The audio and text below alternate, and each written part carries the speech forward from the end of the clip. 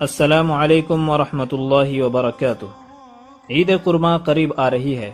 ایک طرف لوگ جوش و خروش سے اس کی ادائیگی کی تیاری میں جٹے ہیں، جبکہ دوسری طرف اسلام کے خلاف ہمیشہ شک اور سندیہ پھیلانے والا گروپ بھی ایکٹیو ہو چکا ہے، جیسے ہر سال ہوتا ہے۔ ایسے میں انصاف پسندوں کے لیے ضروری ہے کہ وہ مسلمانوں کا اسٹینڈ بھی سمجھیں۔ کسی بھی مسئلے میں جب اختلاف ہو تو دونوں سائیڈ کے دلائل اور آرگیومنٹس کا سننا بھی ضروری ہوتا ہے۔ قربانی پر سوال اٹھانے والوں سے گزارش ہے کہ ایک نظر ادھر بھی دیکھ لیں۔ اس ویڈیو میں ہم کئی حوالوں سے گفتگو کریں گے۔ سب سے پہلے ہم قرآن، وید اور منو اسمرتی سے قربانی یعنی پشو بلی ثابت کریں گے، پھر ہیومن نیچر اور سائنٹیفک پرسپیکٹو سے بھی بات کریں گے، اور آخر میں یہ بھی دیکھیں گے کہ قربانی میں فائنینشیل کوئی فائدہ ہے یا نہیں انشاءاللہ۔ تو سب سے پہلے ہم قرآن کریم کو دیکھتے ہیں کہ اس میں قربانی کا ذکر کیسے کیا گیا ہے۔ اللہ تعالیٰ فرماتے ہیں، اور جب ان کے پہلو دھرتی سے لگ جائیں، یعنی جانوروں کے جسم سے پوری طرح روح نکل جائیں، تو ان میں سے خود بھی کھاؤ اور سنتوشی، دردر، فقیر اور مسکین کو بھی کھلاؤ۔ اس طرح جانوروں کو ہم نے تمہارے قابو میں کر دیا ہے تاکہ تم احسان مند اور کرتگیہ بنو۔ اور سنو، اللہ تعالیٰ کے پاس ان جانوروں کے گوشت اور خون نہیں پہنچتے، بلکہ جو چیز پہنچتی ہے وہ تمہاری پرہیزگاری اور صاف نیت ہے۔ سو جو کچھ تمہیں اللہ کی طرف سے مارگ درشن اور رہنمائی ملی ہے، اسی کے مطابق اللہ کی بڑائی بیان کرو اور اس کے شکر گزار بنو۔ قرآن سورہ نمبر 22 آیت نمبر 36 سے 37۔ اگر ویدوں میں پشو بلی کی بات کریں تو ان میں کافی کانٹرڈکشن ہے۔ کچھ منتروں سے پتہ چلتا ہے کہ پشو بلی یعنی جانوروں کی قربانی پنیہ اور نیکی کا کام ہے، جبکہ کچھ منتروں میں اس سے روکا گیا ہے۔ ہم ان منتروں کی بات کرتے ہیں جن میں پرمان ملتا ہے کہ جانوروں کی قربانی پنیہ کا کام ہے۔ رگ وید کے منڈل 10 سکت 86 منتر 14 میں لکھا ہے، اندرانی دوارا پریرت یاگک میرے لیے 15 یا 20 بیل پکاتے ہیں، انہیں کھا کر میں موٹا ہوتا ہوں۔ یاگک لوگ میری دونوں کوکھیں سوم رس سے بھر دیتے ہیں، اندر سرو شریشٹھ ہیں۔ اس منتر میں صاف طور پر بتایا گیا کہ دیوتا 15 یا 20 بیل کھا کر موٹے تازے ہوتے ہیں۔ رگ وید کے منڈل 10 سکت 91 منتر 14 میں لکھا ہے، یج کے سمے جس اگنی میں گھوڑوں، بیلوں، بجاروں، سوبھاؤ سے بدھیا میڑوں کی آہوتی دی جاتی ہے، اس جلپان کرنے والے سوم یکت پیٹ والے وہ یج ودھاتا اگنی کے لیے میں ہردے سے شوبھن ستوتی بولتا ہوں۔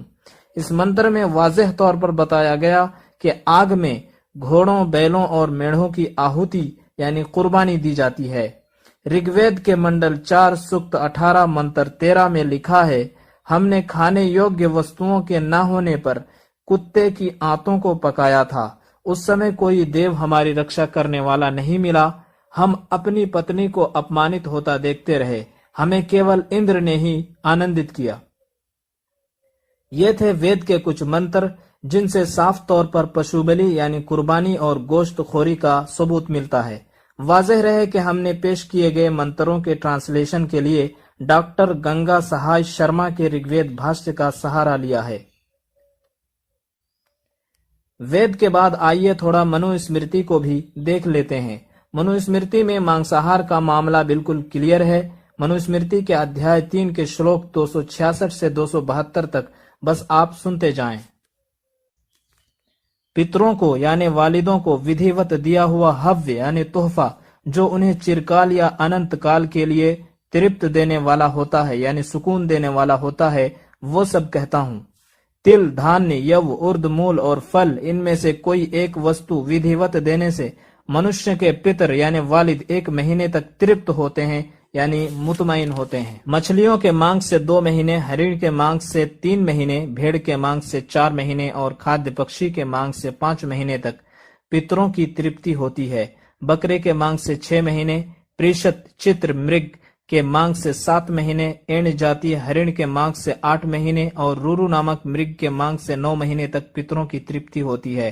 جنگلی سور اور جنگلی بھینسے کے مانگ سے 10 ماس اور کھرہے تتھا کچھوے کے مانگ سے 11 ماس تک ترپت ہوتے ہیں۔ گائے کے دودھ یا پایس یعنی کھیر سے 1 ورش تک، اور واردھینس یعنی جل پیتے سمے جس بکرے کا کان جل میں بھیگے اور شویت ورن کا ہو، اس کے مانگ سے 12 ورش تک پتروں کی ترپتی ہوتی ہے۔ कालशाक, महाशल्क मछली, गेड़े और लाल वर्ण के बकरे का मांस, शहद तथा निवार आदि पवित्र अन्न, इन सब से पितरों को अनंत काल तक तृप्ति होती है। इन स्पष्ट श्लोकों के बावजूद आर्य समाजी पशु बलि को नकारते हैं और कहते हैं कि अंग्रेजों ने हमारे वेद को बदल डाला है। तो हम कहते हैं कि ये आपकी परेशानी है, बल्कि आपने मिलावट की बात कहकर अपने ही ग्रंथ के प्योर होने पर संदेह खड़ा कर दिया है। खैर, हकीकत ये है कि गोश्तखोरी भारतीय सभ्यता की परंपरा रही है। राजा महाराजा शिकार पर जाते थे, ये ऐसा हिस्टोरिकल फैक्ट है जिसका इनकार कोई नहीं कर सकता। जहां तक नेचुरल पर्सपेक्टिव की बात है तो आपको मालूम है कि अल्लाह ताला ने इस धरती पर बेशुमार जानदारों को बनाया है और हर एक को उसकी खुराक के मुताबिक भक्षण शक्ति दी है।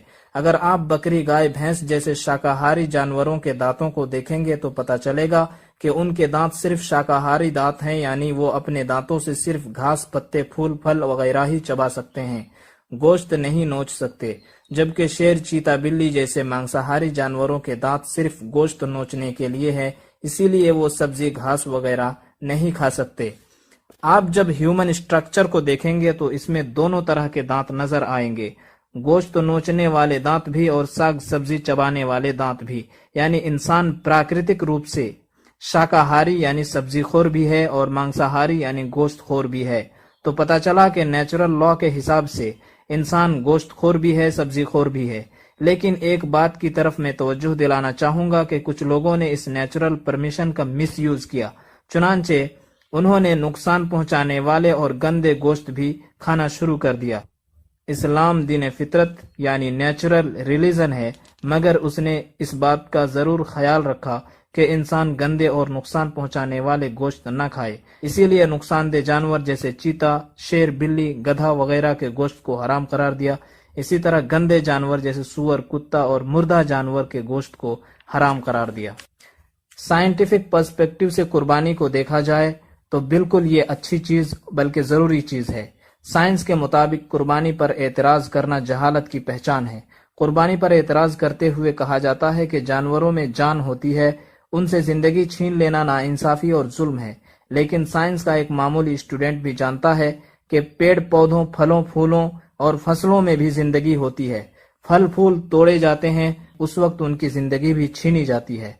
अगर जिंदगी छीनने से ही रोकना है तो फल सब्जियों का इस्तेमाल भी नहीं करना चाहिए।